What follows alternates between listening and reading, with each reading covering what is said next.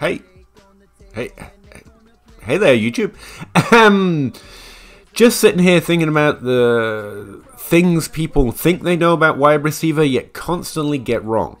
Or 5 things you should know about wide receiver, just in case you've never heard them before.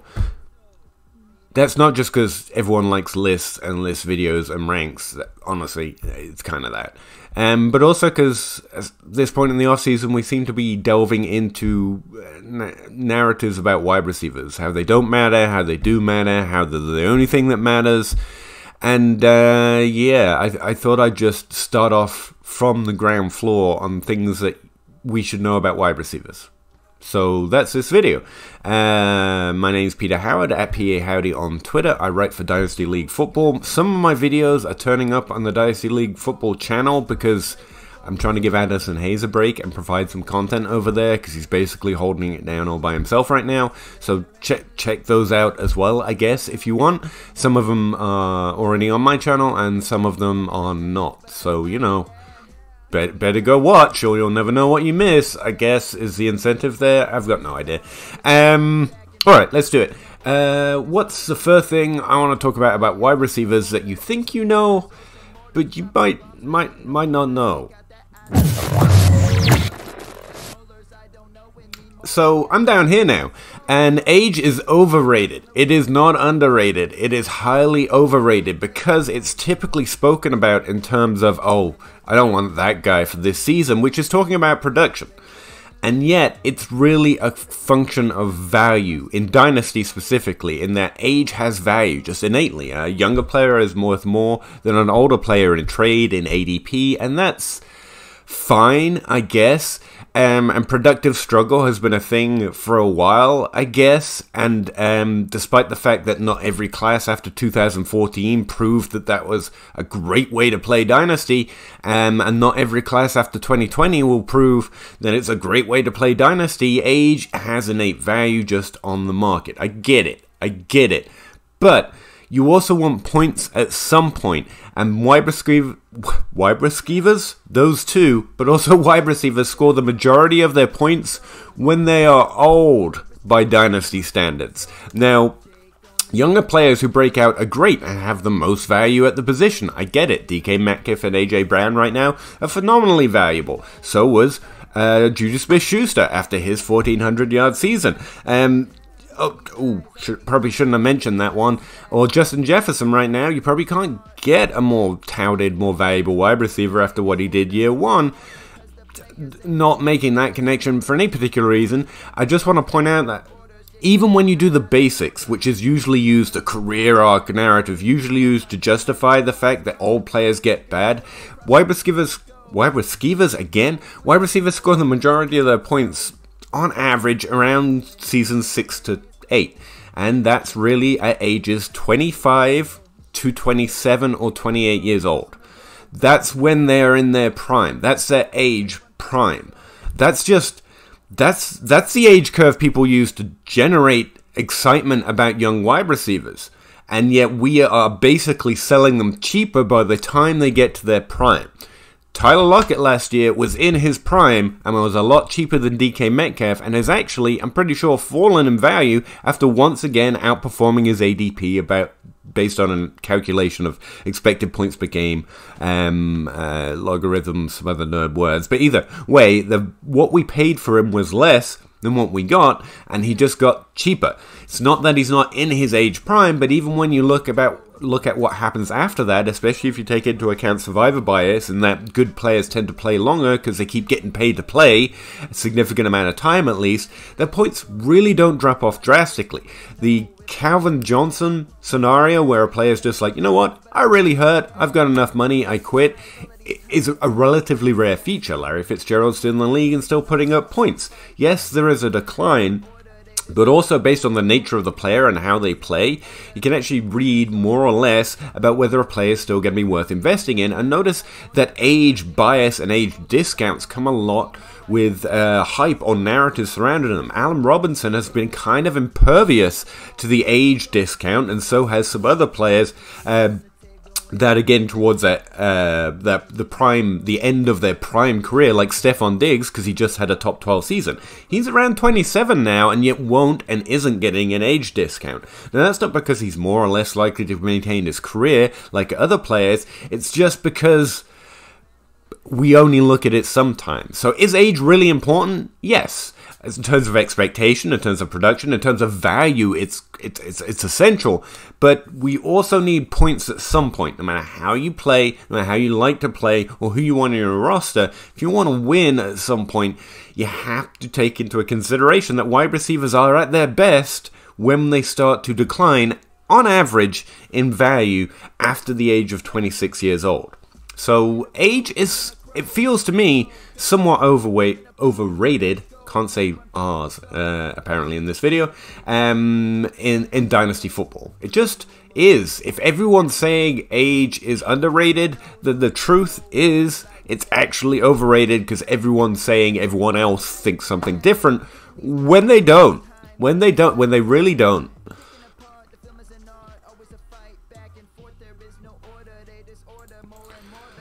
Speaking of age, wide receivers repeat. It's just true. Now, the reasons behind this are partly because of the injury concerns at the running back position. Because wide receiver and running back function almost parallel to each other in a number of different ways in terms of production. But as we saw last year with Saquon Barkley and Christian McCaffrey getting injured, and we see every year with that, wide receivers tend to repeat because they are less prone to injury, but also because they are just more likely to repeat for other narratives we can make up. It doesn't really matter. No matter which category you look at, players who finish in the top 3, the top 5, the top 12, the top 24, it doesn't really equal out until we get to players that finished inside the top 36 in position rank overall from one year to the next. Now, this is a table showing exactly that. The wide receivers repeat last year's position rank around 29% if they finish in the top 3. They repeat about 33% if they finish in the top 5. That means they finish top 5 PPR scoring one year, and the next year, the very next year, they also finished in the top 5 around 33%. Now, the eagle-eyed viewer among you might notice that's only 3 players, and out of 5, that's not great. True, apart from the fact that every other position that we really care about, apart from tight end, which we really have to rant about that some other time, is less than that. So if you have a top 5 running back, he is less likely to be a top 5 running back the following year than a wide receiver finishing in the top 5. Yes, running backs win leagues, but they also lose leagues by not repeating their production from the year before.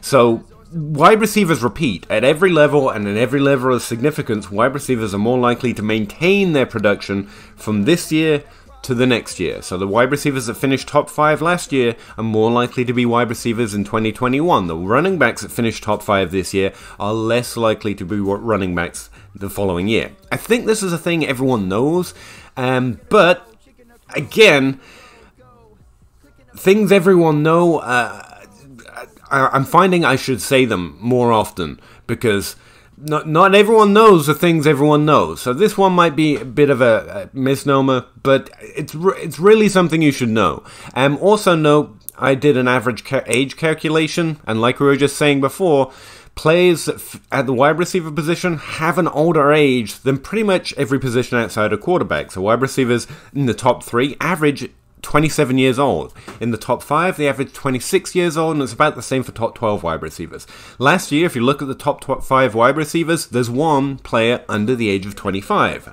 DK Metcalf, I'm pretty sure. And that's fairly typical. Might have been Justin Jefferson.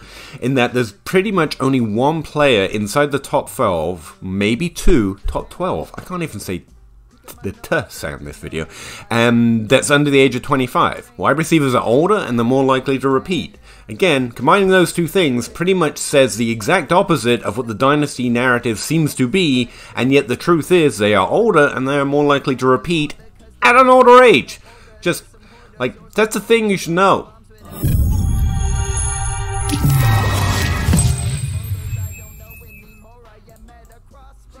Top 12 hits different. Yeah, I'm trying to sound like a youth. Sue me. This is actually part of my recent article that I submitted for Dynasty League Football. Don't know when or if they'll accept it. They might fire me someday. I mean, look at me. Come on. But something I found that I didn't know I should have known but didn't is that wide receivers that finished inside the top 24 earlier in their career are not more likely to finish inside the top 12 moving forward. They're not less likely either, but I thought that was kind of weird. So what am I talking about? Pretty much you're seeing the career year run along the left here, 1, 2, their first year, their second year, their third year, their fourth year. And as you can see over here in this little column, wide receivers that hit inside the top 12 in their first year 100% of the time didn't have a top 20 season before that. That makes sense because they weren't playing in the NFL, so they couldn't have finished anywhere, right? But following on from year 2 and 3, it's also much more likely that a player playing in his second season breaks into the top 12 without having been a top 24 player the year before. So what does this mean? Several players last year, I'm going to have to call this up from memory, but I'm pretty sure Chase Claypool, I'm pretty sure T. Higgins finished outside the top 24 in PPR scoring in their rookie season. That does not make them less likely to be top 12 players the following season versus Justin Jefferson, who finished inside the top 12, actually. Now, Justin Jefferson, because wide receivers repeat, is likely to continue to maintain high level of production. He's very good, he's kind of proven he's very good, but I think based on the rookie season, T. Higgins also proved to be pretty good in this league. Now, I'm not saying, again, that T. Higgins is more likely to be inside the top 12 than Justin Jefferson. I'm saying that just based on that position finishing, or that experience of the points and where he finished in his rookie season, doesn't make him less likely to finish inside the top 12, because 60% in the first 3 years of players that break into the top 12 actually had never finished inside the top 24 before they broke inside the top 12. In other words, top 12 hits different. It's not like you break out the 24 threshold and then you become a top 12 wide receiver in successive seasons. Instead, you're more likely to burst onto the scene as a top 12 player than you are to gradually work your way into being a top 12 player. You kind of hit at your level, you hit at your height. To a certain extent. Now, after year 3, it actually kind of inverts, and around 60% on average of players break into the top 12 for the first time, having already had a top 24 season year 1 to 3. So after their third season, when most breakouts occur, players that were productive are more likely to be the ones that suddenly break into the top 12 for the first time. But before their third season, you're much more likely to see them break out at that top 12 level than see them gradually work their way into that top 12 production level after being a top 24 breakout. I think that's interesting because that was counterintuitive to me. But let me know if that's just obvious and stupid. I don't know. Oh, you caught me. I gotta scroll over for this. That thing's either never long enough or never short enough. Yeah. Year 2 is actually the most common breakout year for wide receivers. I mentioned this, and a few people mentioned it on Twitter, and so I just assumed everyone knew. But again, I'm learning not to assume everyone knows what everyone knows, because they don't. So, by a factor of 2, pretty much across the board, whether you're looking at top 5 breakouts, or top 12 players, or top 24 players, or top 36 players in PPR scoring from one year to the next, the first breakout year is pretty much always going to be year 2. So 6 players broke out into the top 5 for the first time in their second year, 12 players did it in year 3. So the height is a little inverted. But after that, you've got 40 players breaking inside the top 24 for the first time and 26 breaking inside the top 24 for the first time in the third year. That sounded confusing. I'll put it this way. A player is much more likely to break out their second season. Now, the third year breakout is kind of a myth based on we always kind of want to wait till that third year till we know for sure they're outside their breakout window. And I'm not saying that's bad at all, because there's a hit rate and the third year is very slightly less than the second year. But when you look at the overall count, it's almost twice as many. 40 players have broken out in their second season, 26 players have broken out in their third season at that 24 PPR scoring level. And so the second year is actually the most common year for a wide receiver to break out within those first 3 years. But as you can see, we also have, plenty of players breaking out outside that third year. But based on breakout trends, I also know that a lot of those players are getting lower drafted, and the rules on where those players are more likely to come from start to change. And I'm trying to keep this a simple list video. So yeah, Year 2 is actually the most common and most likely breakout year for a wide receiver, and pretty much any level of production. So, yeah, I think that's the thing you should know.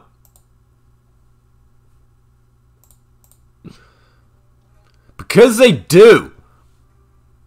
I've been saying this forever, and people think I'm memeing, and I'm not.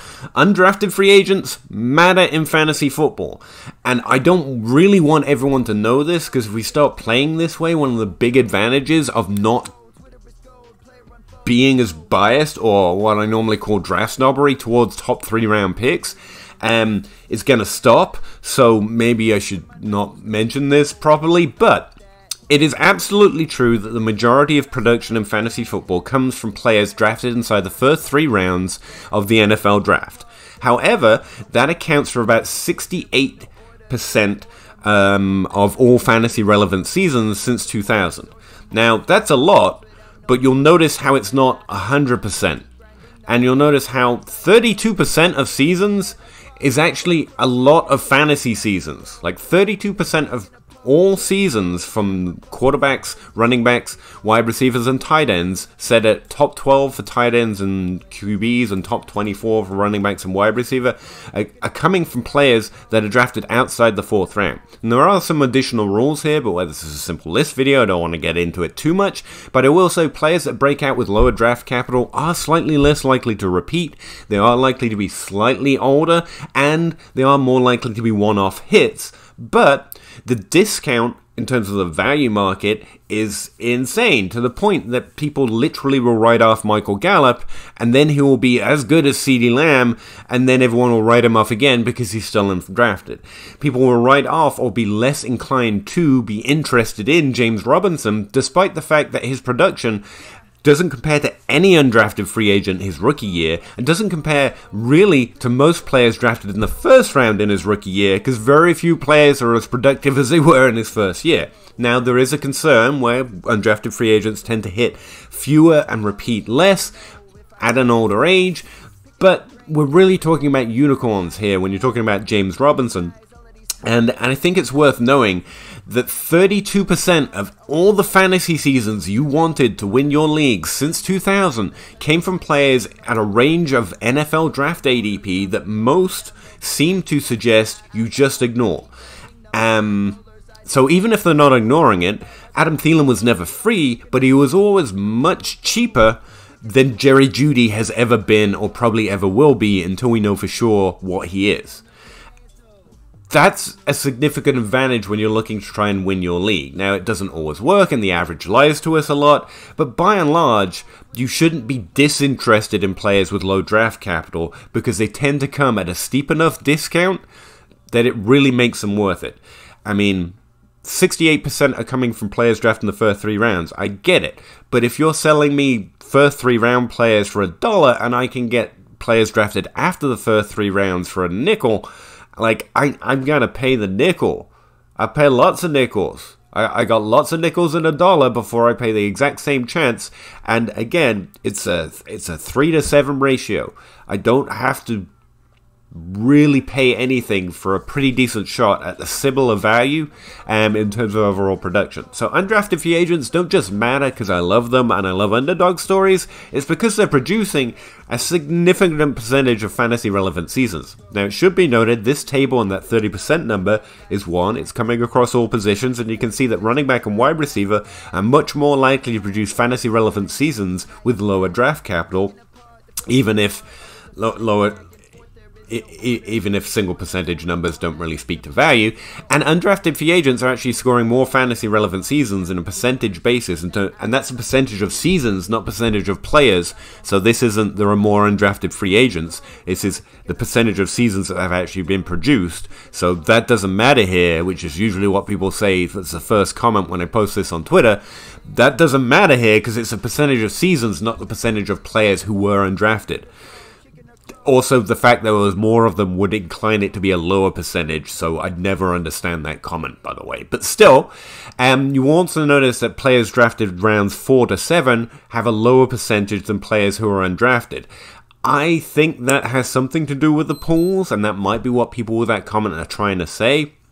And it's also why I just wrote every player drafted outside the 3rd round into the undrafted free agent category. I also think this is a product of what teams that draft wide receivers rounds 4 to 7 might be looking for things that we don't call wide receivers. Utility players, special teamers, players with specific skill sets which don't necessarily translate into volume or efficiency in a way that creates that special mix that is a fantasy relevant season. Either way, if you group them all together, you get 30% or 32% of all fantasy relevant seasons since 2000, and they typically come at a very steep discount.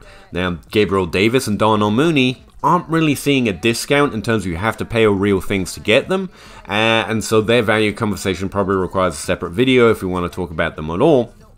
But they were also coming a lot cheaper than players who were drafted rounds 2 and 3 last year and have so far been disappointed in the NFL, which would make them better investments for their price based on, again, who produces, how likely they are to produce, and their dynasty value. So, yeah, I'm grouping all of that and a lot more painstaking, way too trutherism research on the fact undrafted free agents matter into this one title. Undrafted free agents or lower draft players do actually matter, and they matter a lot for fantasy. And it's not just James Robinson, and it's not just the Adam Thielens of the world. It's also those one-off seasons you can get at a drastic discount that can actually help you sustain production at wide receiver or running back where you try to win your league elsewhere, so they don't necessarily have to be league winners either. And again, that's both, it normally gets talked about with wide receivers, or that's normally where I end up talking about it, and since I'm the only one talking about it, that's where it normally gets talked about. But it's true for running backs too. The percentages are remarkably similar. The Austin Eckler's of the world, even if we want to rope in the Myles Gaskins, who I think was a 7th-round pick, they happen relatively regularly compared to what most people think they know about where fantasy points come from, or that's the sense I get in my one little bubble. So that's probably something you should know.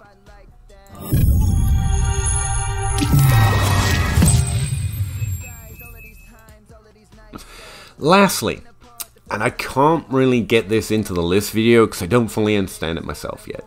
But I made a table. I'm looking at the average of players who finish at different positions. And something John Hogue said from the Fantasy Superflex show, which is another DLF podcast, was that wide receivers are pretty much replaceable across the board. And this speaks to the wide receivers are deep myth. And I really want to separate that out because it's so common and so prolific. It's not a simple thing. Like, I really want to rant about it at slightly more depth. So, I think the truth in that statement, because I know we all play fantasy football, we get the feeling, right, is that more players who are not considered top 24 players, or wide receiver 1s or wide receiver 2s, actually produce fantasy relevant weeks than, say, running backs, for example.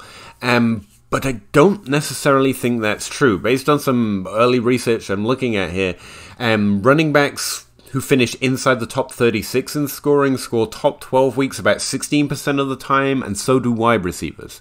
Now, this might be a product that running backs seem a little bit easier to predict in terms of volume, through the injury, through backup starters getting jobs, and so on and so forth. It's easier to know when to start a running back. But to me, that places more emphasis on wide receiver 2s, who actually outscore running back 2s in terms of finishing 13 to 24 in PPR points that year. Like, wide receiver 2s, 13 to 24, actually average around 14 points per game, and running back 2s actually average about 12 points per game. Again, that doesn't speak to floor or ceiling, consistency, or the ability to produce. I too prefer to start running backs in my flex spots because they tend to have a lower floor and they can have a higher ceiling, and so I'm still working on that. But I think that idea is strongly overstated. Like, wide receivers who finish in the top 12 are scoring on average around 19 points per game. That's an 8-point difference for wide receivers finishing inside the top 24, and that's about the same as the difference as running back 1s and running back 2s as well. So if you feel that way, try saying it this way. Running back 1s don't matter because you can get the same production from deeper running backs. You see how that's just not true? That's just not true for wide receiver either. But I'm really looking for the clear, crisp, listable article saying to really put the nail on that one, but yeah, it's not true. They score significant in the higher the position rank, the higher the ranked player, the more consistent and also the more production to the same distance from running back ones or top 5 running backs to top 12 running backs or top 5 running backs to top 24 running backs. Like, it's the same value differential. It's the same value of a replacement.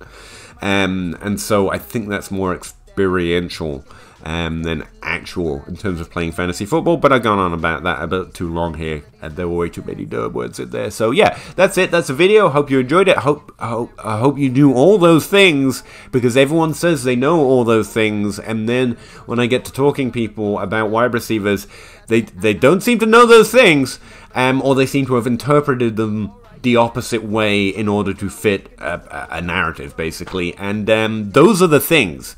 They don't invert when they're inconvenient. It is an average, and so there's a range of players that, on the left or right, that either do better or worse, that don't fit that average. But that is the average. That is what that information can tell us. Outside of that, you're arguing for something that's less likely, which is fine, but it doesn't make it more likely just because you want it to be. Yeah. Alright. I hope you somewhat enjoyed the video. Maybe didn't learn something. And I appreciate it. Yeah. Let me know what you think, or other things that are listable, I guess. Thanks very much. Bye.